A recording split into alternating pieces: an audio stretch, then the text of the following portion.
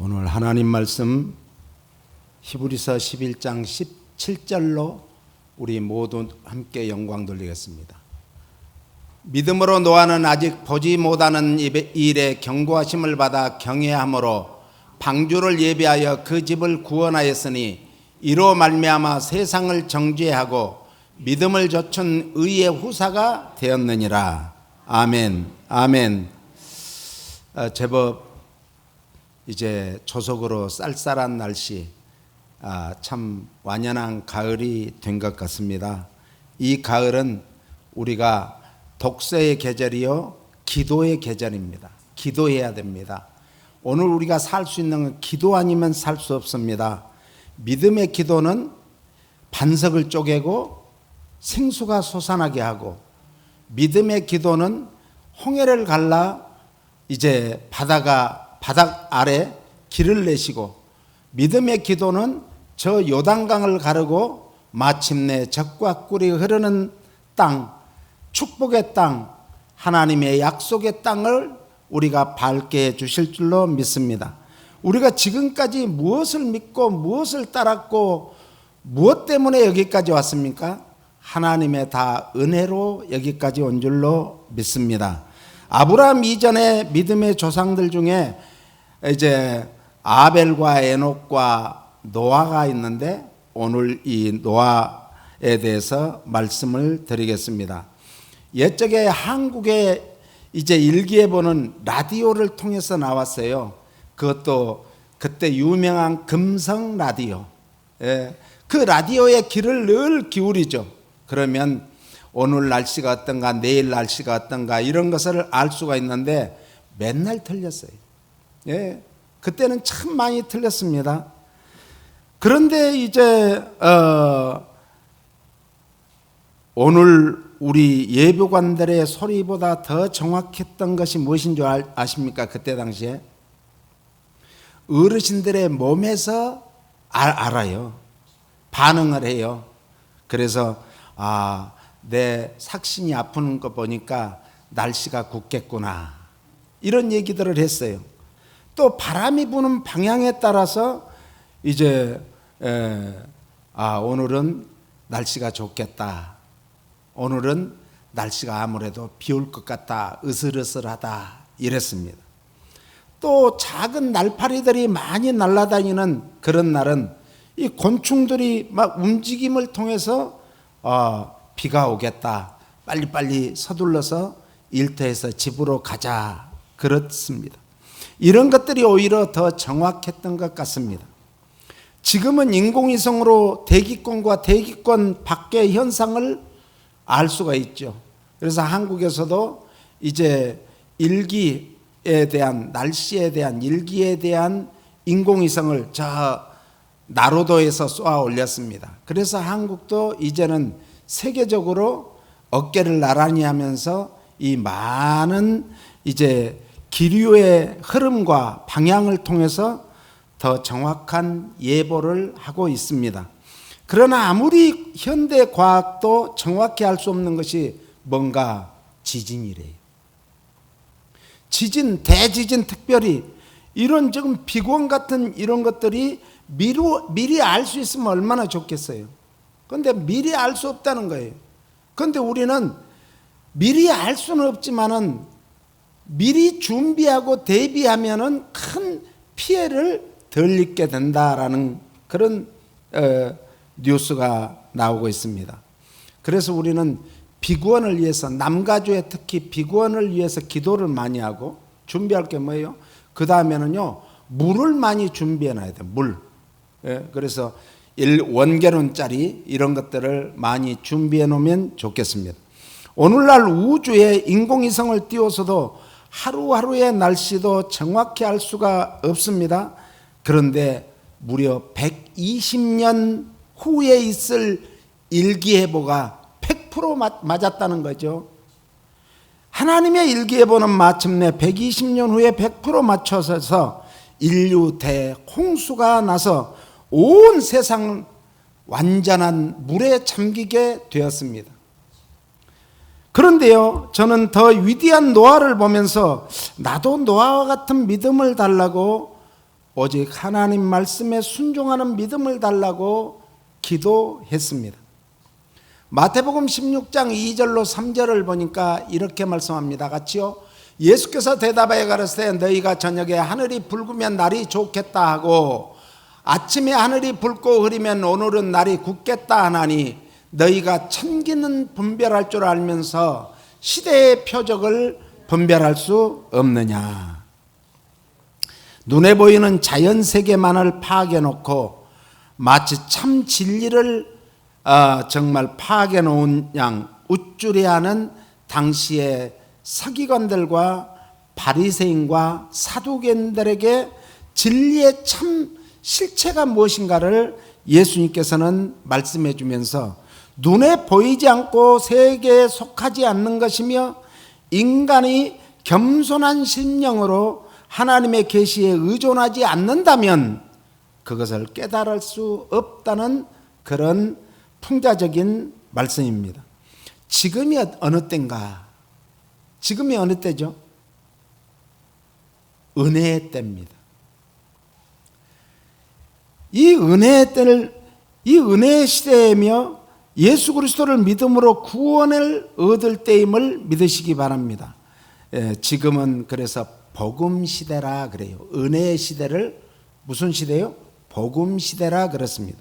복음이란 예수 그리스도께서 하늘에서 말씀이 육신을 입고 오신 그때부터 그리고 예수님이 다시 오시는 그 재림의 때까지를 복음의 시대라 이렇게 말을 합니다.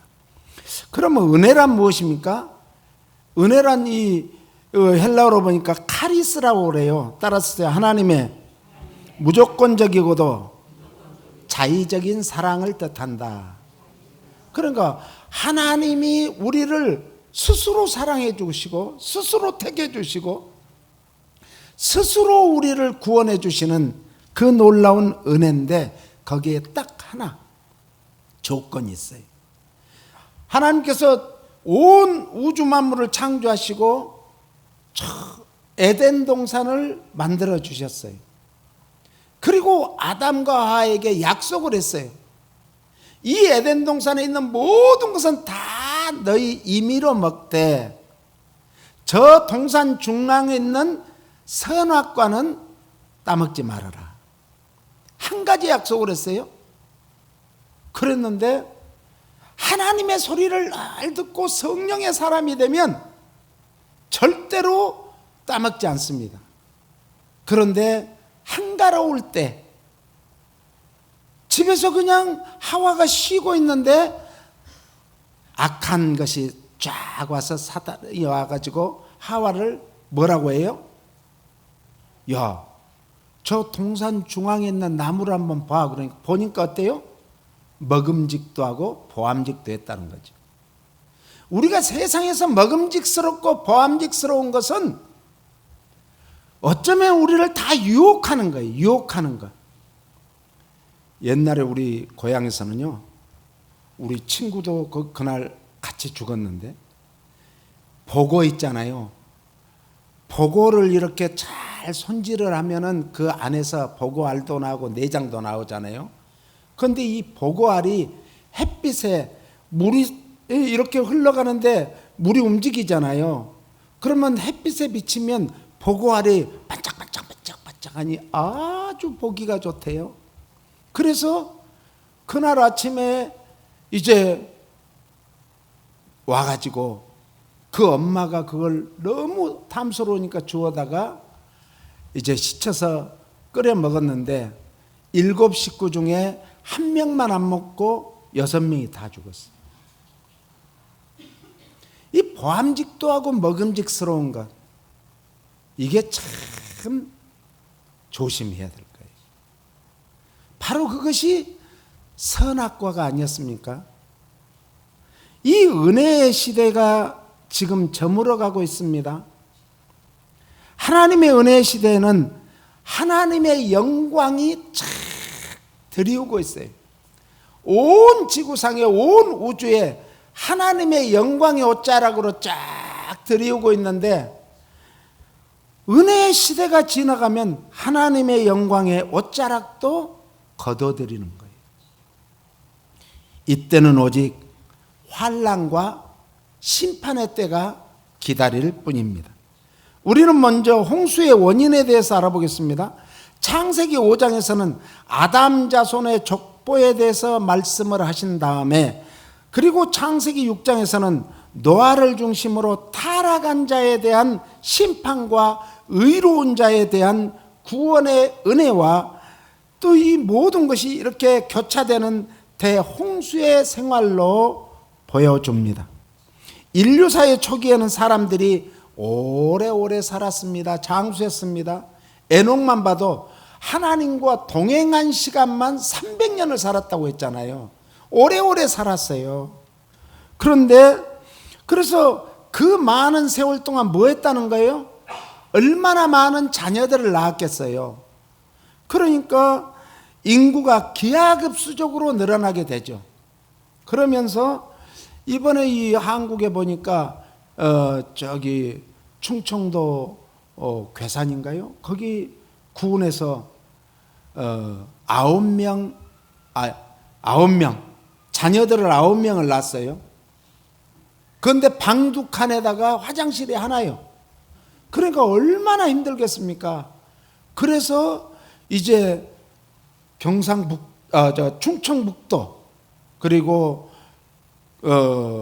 괴산군이가 군수, 도지사, 또 거기에 많은 유지들이 모여가지고 이걸 하나의 모델로 삼아가지고 우리가 정말 도와주자.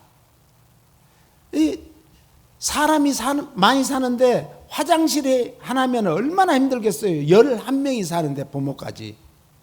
그러니까 아침이 전쟁이래요. 아침이 전쟁. 예? 학교를 보내다 주고 다 해야 되는데 전쟁이에요. 전쟁.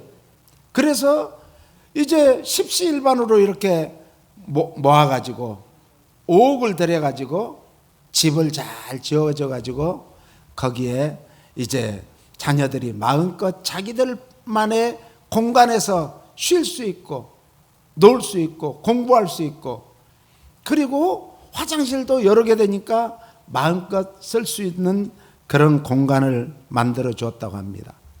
얼마나 아름다워요. 건축가가 건축사무소에서 이 재능 기부를 해가지고 이 사람들이 얼마나 편하게 살 수 있는가.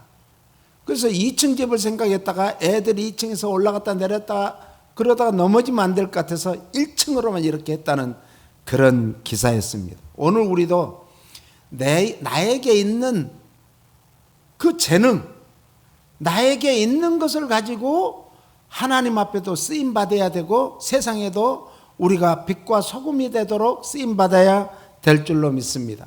예수님께서 물어봤어요. 모세야, 내가 가진 것이 뭐있냐? 지팡이밖에 없습니다. 그 지팡이로 홍해를 지시하라. 가르치라. 오늘 우리는 우리가 가진 것으로 감사하고 가진 것으로 만족해야지, 없는 것만 찾으면은 참 비참해집니다. 예? 내가 가진 것으로 만족하고 감사하면요, 왜 그런지 든든해요. 손에다 꼭 아령을 2개 들고 있는 것 같이 든든해요. 그런데 없는 것만 찾으면은 참 그렇잖아요. 그러니까 사람이 가진 것을 감사해야 하나님이 더 큰 것을 주시지, 예? 없는 것을 자꾸 불평하면은 하나님이 가진 복도 빼앗아가게 되는 거죠. 그래서 인구의 증가와 함께 아담의 죄로 인해 인류는 부패에 갔던 것입니다. 그래서 하나님의 심판을 자초하게 되었죠. 창세기 6장 2절을 한번 읽어봅니다.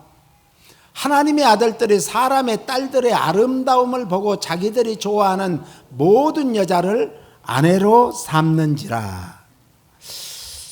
하나님의 아들들이 사람의 딸들, 하나님의 아들들과 사람의 딸들은, 하나님의 아들은 이제 셋 계통의 경건한 자들을 뜻하고, 이제 사람의 딸들은 가인 계통의 불경건한 자들을 뜻하는 거예요. 그래서 당시에는 하나님을 아는 자나 하나님을 모르는 자든지 모든 사람이 뭐에 갔다? 타락으로 갔다는 거예요. 오늘날 어떻습니까? 믿는 자들이나 믿지 않는 자들이나 다 똑같이 이제 배우자를 선택할 때 뭘 보죠? 얼굴을 본다고 하잖아요. 예뻐야 돼. 첫째 예뻐야 돼. 예쁘면 잘 팔리는 거예요. 그런데 안 예쁘면 안 팔리는 거예요.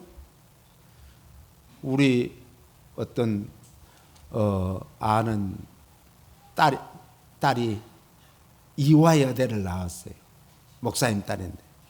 그래서 제가 미국에서 한국으로 원어민 교사로 나간 그 아들하고 이렇게 묶어주려고 했는데 만났어요. 그런데 그 딸이 헤비급이에요. 그러니까는 만나고 노한 거예요.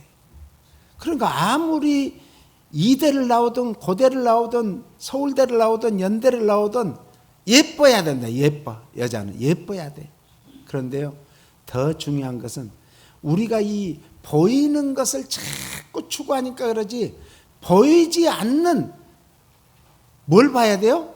마음씨를 봐야 돼요. 마음씨는 짱이에요. 얼마나 마음씨가 예쁜지 몰라요. 그러니까 아름다움을 보고, 이 말은 정말 오늘 우리의 모습을 그걸 보면서 배우자를 육감적으로 외모만 보지 말고 선택하는 이 시대의 그 정말 세속성과 타락성을 보여주는 거예요. 외모만 보고 배우자를 택하는 것은. 요한일서 2장 15절로 17절은 이렇게 말씀합니다. 같이 읽겠습니다. 이 세상이나 세상에 있는 것들을 사랑치 말라. 누구든지 세상을 사랑하면 아버지의 사랑이 그 속에 있지 아니하니, 이는 세상에 있는 모든 것이 육신의 정욕과 안목의 정욕과 이생의 자랑이니 다 아버지께로 쫓아온 것이 아니요 세상으로 쫓아온 것이라. 이 세상도 그 정욕도 지나가되 오직 하나님의 뜻을 행하는 이는 영원히 거하느니라. 할렐루야.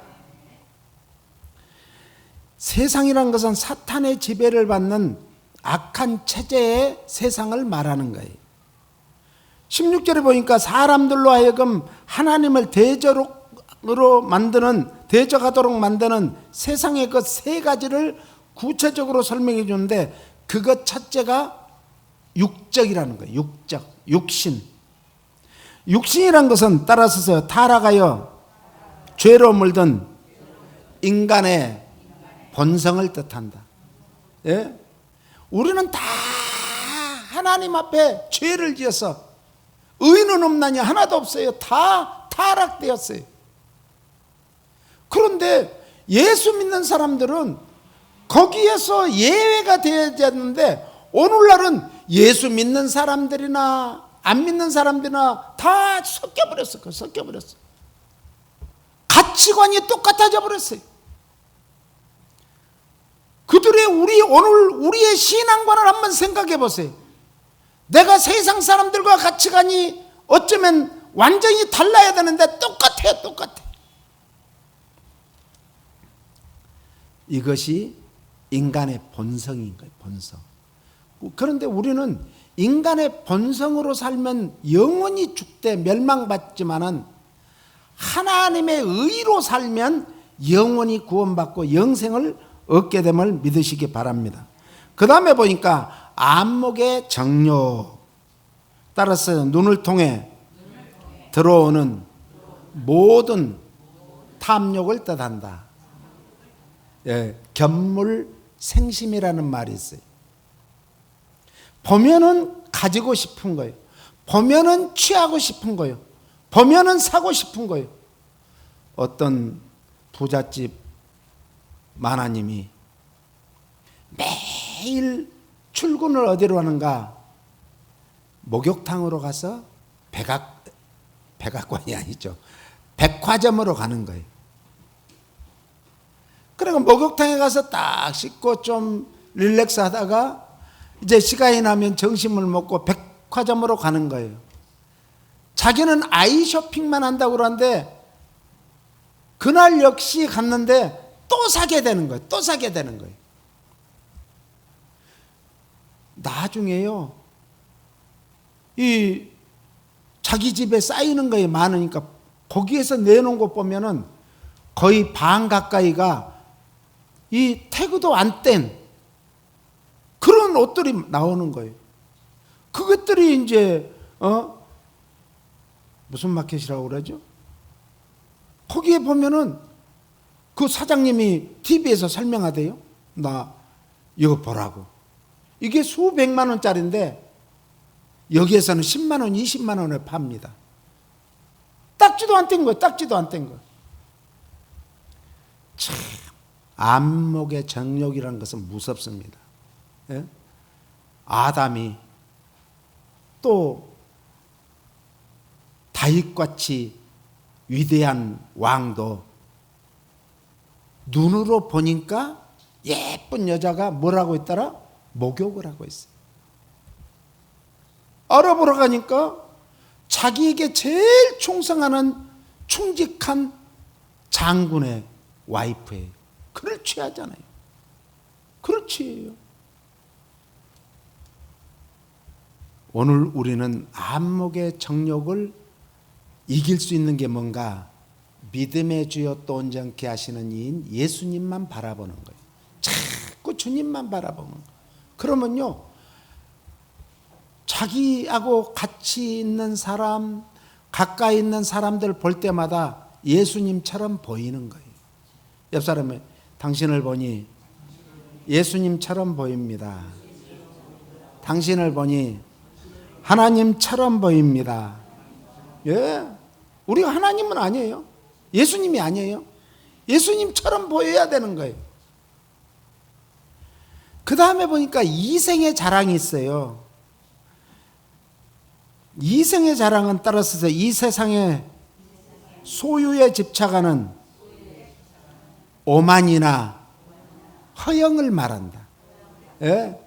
소유에 집착하면요 비참해져요. 한 부자가 있어가지고 그의 농사가 잘 돼가지고 도저히 현재 있는 창고로 안 돼서 창고를 하나 더 지었어요. 두 군데 가득 채워놓고 보니까 야, 이만하면 됐구나. 이만하면 됐구나. 그리고 하는데 하나님께서는 야, 오늘 밤 내 영혼을 내가 데려가면 이 남은 것이 네 것이 되겠느냐. 예수님이 한 부자 청년에게 물었어요. 계명을 지켰느냐? 예, 다 지켰습니다. 그러면 너 가진 것을 가져다가 팔아서 가난한 자들에게 나눠줘라. 근심하며 돌아갔대요. 왜? 쌓아놓은 것은 안 풀려고 해. 따라서 인생은 공술의 공수거다. 아무리 많은 것을 쌓아놔도 가야 돼요. 하나님이 부르시면 가야 돼요. 언젠가 가야 돼요. 쌓아놓은 것으로 자랑하지 말고 내가 얼마만큼 주와 복음을 위해서 얼마만큼 쓰임 받았는가를 자랑하시기를 바랍니다. 그러므로 우리는 세상에 없어질 것에 마음을 두지 말고 오직 주님만 바라보시고 주님의 음성 들으시고 주님의 말씀을 따라 순종하는 삶을 살아야 될 줄로 믿습니다. 창세기 6장 13절 14절에 보니까 이렇게 말씀합니다. 같이요. 하나님이 노아에게 이르시되 모든 혈육 있는 자의 포악함이 땅에 가득함으로 그 끝날이 내 앞에 이르렀으니 내가 그들을 땅과 함께 멸하리라.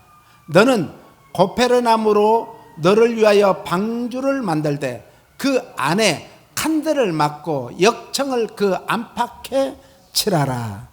하나님은 노아에게 방주 건축 명령을 하셨습니다. 그러면서 이제 하나님께서는 노아에게 120년 후에 있을 홍수 대심판을 미리 알려주셨습니다. 오늘 우리에게도 지금 성경은 말합니다. 말세의 징조에 대해서 말합니다. 마태복음 24장부터 말세의 징조에 대해서 계속 말씀하잖아요. 그러면서 마지막 28장에 가서는 이런 말씀을 하십니다. 예? 이것이 금년 우리 교회의 표죠. 그래야 되는데 자기만 배부르고 자기만 먹고 자기만 따뜻하면 되는 거예요. 참 안타까워요.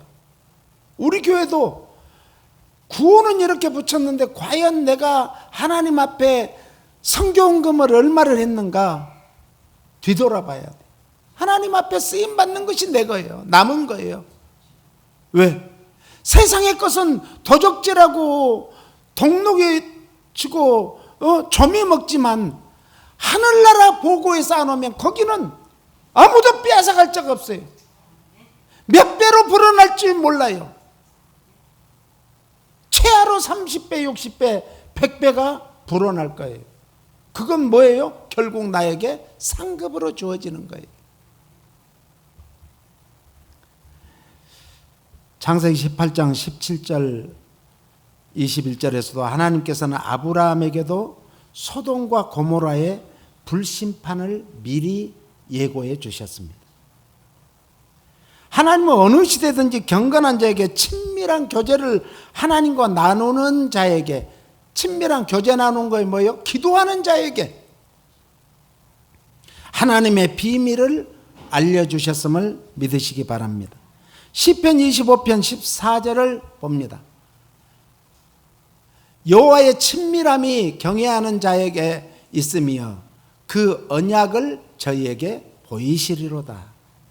여호와의 친밀함, 하나님께서는 하나님의 목적을 알려주셨다라는 거예요.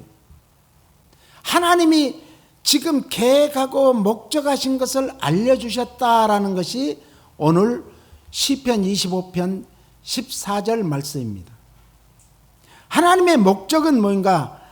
계시된 하나님의 뜻을 말해요. 계시된 하나님의 뜻은 어디에 있는가? 성경에 기록되어 있어요. 성경에 기록된 것이 하나님의 계시된 뜻입니다. 할렐루야. 그러니까 이 성경을 읽어야 돼요. 들어야 돼요. 이 성경 말씀대로 살려고 몸부림쳐야 될 줄로 믿습니다. 그래서 오늘 이 시대가 어느 때라고요? 말세 중의 지말이라고 했습니다. 이때에는 계시된 하나님의 뜻을 알기에 힘쓰시고 애쓰시고 몸부림쳐야 될 줄로 믿습니다. 그렇기 위해서는 하나님의 말씀에 순종하는 훈련을 받아야 돼요. 내가 성경을 많이 외운다, 안다? nothing이에요. 아무것도 아니에요. 나는 과연 하나님의 말씀을 한 절만 알았어도 그 한 절 말씀을 붙들고 일생을 살아가야 되는 거예요. 마틴 루터가 로마서 1장 17절 말씀을 붙들고, 마틴 루터는 원래 신부였습니다. 공부도 많이 한 사람입니다. 그 마틴 루터가 태어난 고향 집을 가보니까 아주 부잣집이에요. 집 안에가 뭘까지 있는가? 생수가 산에서부터 물이 흐르는 그게 집 그 홀 안에 있어요. 거기서 물을 다 퍼마시고 그걸로 모든 생활을 했던 그런 사람이에요. 아버지는 광산을 하셨습니다. 부잣집 아들이에요. 그런데 그가 어느 날 자기가 정말 로마에 있는 베드로 성당을 아무리 오르락거려도 99칸 그 정말 이 계단을 무릎으로 오르락거리는데 그 계단에가 다 피로 물들었어도 해결이 안 되는 거예요. 구원에 대한 해결이 안 되는 거예요. 그런데 로마서 말씀을 읽다가 오직 의인은 믿음으로 말미암아 살리라. 할렐루야. 오늘 우리는 믿음으로 말미암아 산다는 것을 깨닫고 믿음의 놀라운 그 은혜를 가지고 일생을, 자기 생명을 바꾸기로 했어요. 그래서 종교 개혁을 한 것입니다. 그 훈련 중에 최고의 훈련이 뭘까? 순종하는 훈련 중에 최고의 훈련은 내 힘으로 안 되니까 성령의 충만함을 받아야 됩니다. 성령 충만 받기 위해서는 뭘 해야 돼요? 기도해야 돼요. 기도 외에는 이런 유가 나갈 수 없기 때문에 그렇습니다. 그래서 노아의 믿음은 말씀에 근거했습니다. 말씀에 순종하는 믿음이었습니다. 노아는 아직 경험해 보지도 않았고 보지도 못했던 일임에도 불구하고 하나님의 말씀이니까 무조건 순종을 했는데, 아니 노아는 당시에 홍수로 땅과 인간을 심판하리라는 경고는 지금 노아가 살았을 때 당시에 한 번도 들어본 적도 없어. 본 적도 없어요. 그럼에도 불구하고 말씀에 순종했어요. 노아는 먼 훗날 120년 후에 있을 일기예보임에도 불구하고 순종을 했습니다. 오늘날 어떻습니까? 비가 온다 그러면 비를 피하기 위해서 또 비를 준비하잖아요. 안 맞고 피해가 없기 위해서. 그런데 노아는 120년 후에다? 참 대단하지 않아요? 창세기 6장 18절에 이렇게 말씀합니다. 같이요. 그러나 너와는 내가 내 언약을 세우리니 너는 내 아들들과 내 아내와 내 며느리들과 함께 그 방주로 들어가고. 언약이라는 것은 히브리어로 베리트라고 그러는데 끊다, 자르다, 쪼개다 이런 뜻의 바라에서 나온 파생된 단어인데, 고대 시대 당시에는 엄숙한 계약의 표시로 짐승을 잡아 둘로 쫙 쪼갠 후에 이제 만약에 소를 잡았다, 양을 잡았다 그러면 양을 반으로 쫙 갈라요. 그래가지고 오른쪽 왼쪽에는 지금 가른 그 고기가 있잖아요. 그 가운데로 지나가는 거예요. 그러면서 맹세를 하는 거예요. 거기에 계약 당사자는 불이행 시 희생된 짐승처럼 찢어 죽이겠다는 거죠. 창세기 15장에 보면 하나님께서 아브라함을 부르셨어요. 아브라함아, 아브라함아. 그러니까 아브라함이 방에서 쿨쿨 잠을 자다가 그랬던지 기도하다 그랬던지 그 소리를 들었어요. 아브라함아, 이리 나와봐라. 나간 거예요. 그랬더니 하늘을 쳐다봐라. 하늘의 뭇별들이 얼마나 반짝거리는지 저 하늘의 별수와 같이 내 후손을 주겠다. 그런데 아브라함은 그때까지 뭐가 있었어요? 자녀가 있었어요? 없었어요? 없었습니다. 그러면서 하나님이 짐승을 쪼개놓고 그 사이로 지나가는 거예요. 만약에 내가 이 약속을 지키지 않으면 어떻게 하겠다는 거예요 지금? 내가 이렇게 찢어 죽어야 돼. 네가 이렇게 지키지 않으면 너를 찢어 죽일 거야. 이런 말씀이. 특별히 내 언약. 여기서 내 언약이라고 합니다. 내 언약. 내 언약이라는 주체가 누구라는 거예요? 하나님이시라는 거예요. 우리는 주체가 내가 되는 게 아니고 하나님이 주체가 돼서 하나님이 우리와 언약을 세우시고 약속하시고 그 약속을 반드시 이루시는 신실하신 하나님. 할렐루야. 신실하신 하나님이란 뜻이 뭔 줄 알아요? 따라서 쓰세요. 하나님은 반드시 약속하신 것을 지키신다. 이런 뜻입니다. 그러므로 하나님의 언약은 은혜의 약속이심을 믿으시기 바랍니다. 무슨 약속이요? 은혜의 약속. 그래서 노아의 믿음은 환상이 아닙니다. 환상. 노아의 믿음은 인간의 이성에 근거한 것도 아닙니다. 노아의 믿음은 객관적인 대상인 하나님과 그 말씀에 기초한 것임을 믿으시기 바랍니다. 노아는 어떤 믿음이었다고요? 이성적으로 믿었습니까? 아니에요. 환상적으로 믿었어요? 아니에요. 노아의 믿음은 하나님의 말씀에 근거한 기초한 믿음이었어요. 노아는 그래서 보지 못하는 것을 보는 것 같이 믿었다는 거죠. 예, 믿었다는 거예요. 하나님이 말씀을 하시면 단순히 그걸 그냥 믿습니다. 그게 아니에요. 그 말씀을 붙들었어요.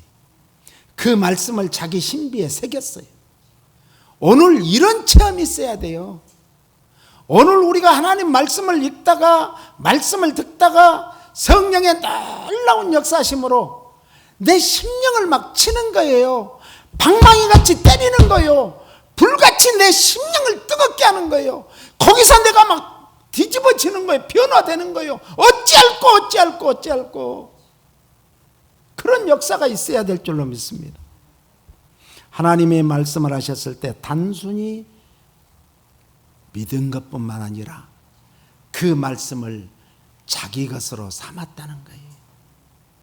보는 듯이 지금 하나님의 말씀은 약속만 했지 120년 후에 있을 비를, 홍수를, 대홍수를 약속만 했지 그 홍수를 봤어요? 안 봤어요? 안 봤습니다.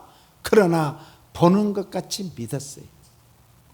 히브리 11장은 믿음장이라고 했습니다. 그걸 히브리 11장에서 지금 우리는 믿음의 상징들에 대해서 말씀해 오고 있습니다. 1절, 2절을 같이 읽겠습니다. 같이요. 믿음은 바라는 것들의 실상이요 보지 못하는 것들의 증거니 선진들이 이로써 증거를 얻었느니라. 오늘 우리도 하나님의 말씀에 기초한 믿음을 끝까지 붙들고 승리하시기를 예수님 이름으로 축원합니다. 그래서 우리의 삶 속에서 말씀이 가는 곳까지 쫓아가야 돼요. 내 힘이 붙이면 성령님 의지하세요. 그러면 말씀을 쫓아갈 수 있는 힘과 능력과 권능을 주세요. 그리고 아니 내가 더 가려고 했는데 말씀이 멈추면 거기에서 멈춰야 됩니다.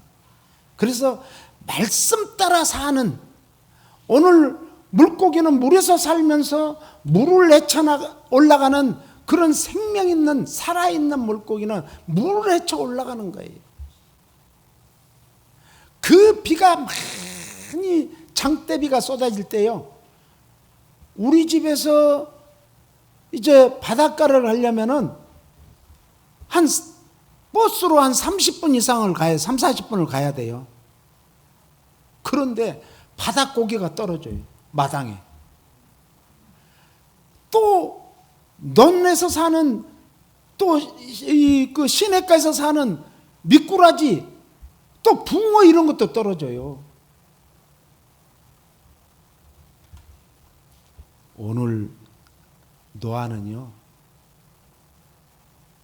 120년 후에 있을 그 큰 홍수를 바라보았습니다.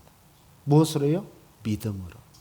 하나님 말씀 붙들고 이 남은 마지막 시대에 우리 믿음으로 살아보지 않겠습니까? 오늘 또 이런 믿음으로 날마다 승리하기를 예수님 이름으로 축복합니다. 그렇습니다, 주님.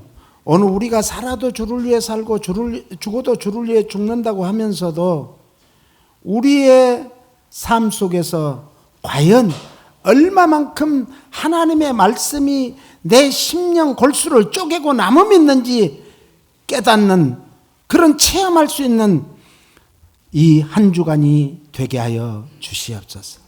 예수님 이름으로 기도합니다. 아멘.